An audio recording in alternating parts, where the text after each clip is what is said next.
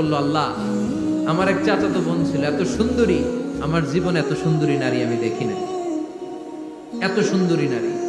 ওয়া কুনতু উহিব্বুহু বিআশাদ্দি মা ইউহিব্বুর রিজাল আন নিসা, একজন পুরুষ একজন নারীকে যত ভালোবাসতে পারে আমি ঠিক ততটা ভালোবাসতাম আমার এই সুন্দরী কাজিনকে, চাচাতো বোনকে। কিন্তু আমার মনের কথা আমার চাচাতো বোনরা আমি বুঝাতে পারি নাই। একদিন লজ্জা শরমের মাথা খেয়ে চাচাতো বোনরা আমি বললাম, তোরে আমি বড্ড ভালোবাসি, একান্তে আমি তোরে চাই। চাচাতো বোন বলল, এত এত স্বর্ণ মুদ্রা যেদিন জমাতে পারবা ওই দিন আমারে বাবা। এবার আমি স্বর্ণ মুদ্রা জমাতে লাগলাম, জমাতে জমাতে জমাতে জমাতে বছর শেষে স্বর্ণ মুদ্রার থলে নিয়ে চাচাতো বোনের হাতে দিলাম। চাচাতো বোন আমার অপকর্মে রাজি হয়ে গেল।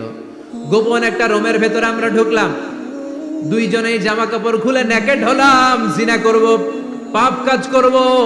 একেবারে ফাইনাল ডেস্টিনেশন আমরা চলে গেলাম। পাপ কাজ যখন আমরা শুরু করব, ইন দা মিন টাইম আমার চাচাতো বোন আমার ডেকে বলে, ও আমার চাচাতো ভাই, ইত্তাকিল্লাহ, ইত্তাকিল্লাহ, আল্লাহরে ভয় কর, আমার সতীত্ব নষ্ট করে দিস না। আল্লাহ ওই মুহূর্ত থেকে ফিরে আসা কোনো পুরুষের পক্ষে সম্ভব ছিল না।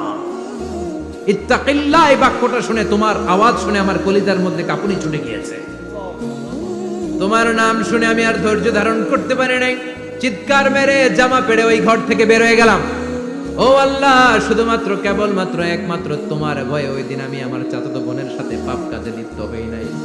আল্লাহ রে, ওই দিনের আমলটা যদি তোমার দরবারে কবুল হয়ে থাকে, আজকের বিপদের দিনে তুমি